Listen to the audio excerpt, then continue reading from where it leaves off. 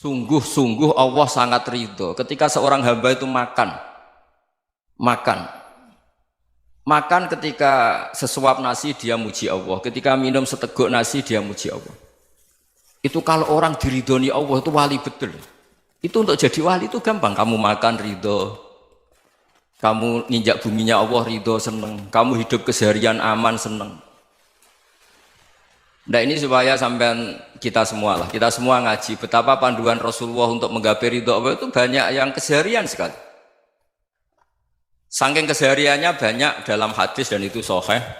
Nabi menyebut hal-hal yang keseharian. Hatta ma tas'alu fi fimra'atika, kamu punya uang kemudian istri kamu bisa makan itu ibadah. Bahkan sebagian ibadah itu dicontohkan Nabi yang akhirnya diprotes sahabat. Yaitu wa fi buti ahadikum sedekah, kamu menggauli istri kamu itu ya sedekah. Sampai sahabat bilang yang benar ya Rasulullah. Ayati ahaduna syahwatahu wa huwa lahu ajrun. Masa urusan biologis, urusan syahwat kemudian dia dapat pahala. Nabi menjawab, alaysa law wada'aha fi haramin akana alaihi wisrun. Bagaimana kalau dia meletakkan ke yang tidak benar itu kan dosa. Nah, hal-hal seperti ini yang saya ingin teman-teman semua lah, semua. Saya juga agak ingin ngaji demi Anda juga agak ingin. Itu dosa sekali ngaji kok pesanan kelompok tertentu itu enggak boleh.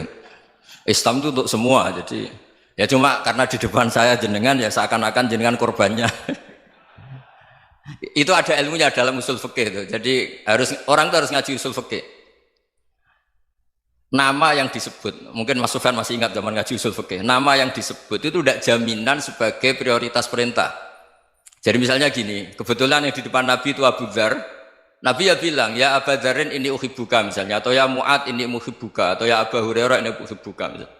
Banyaklah riwayat yang Nabi nyebut ya Abu Dzarin, ya Mu'ad, ya Abu Hurairah. Kemudian misalnya Nabi meneruskan khitab, ini uhibbuka, saya mencintai kamu, fakul dubur sholatin, atau sebagian riwayat disebut fala tada'anna dubura kulli sholatin, Allahumma inni ala dzikrika wa syukrika wa husni ibadatik. Saya mencintai kamu, siapa saja, Mu'ad bisa, Abu Dzar bisa siapa.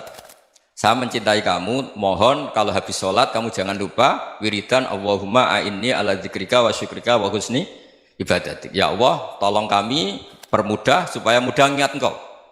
Anda tidak bisa mentang-mentang, wong nama saya Parmin, nama saya Purnomo, itu yang diperintahkan Mu'ad misalnya.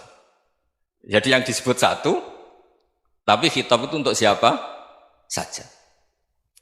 Saya teruskan. Jadi saya mohon semua kita melakukan kebaikan itu, kalau dalam kaidah fikih disebut al yakin la yuzalu bisyak.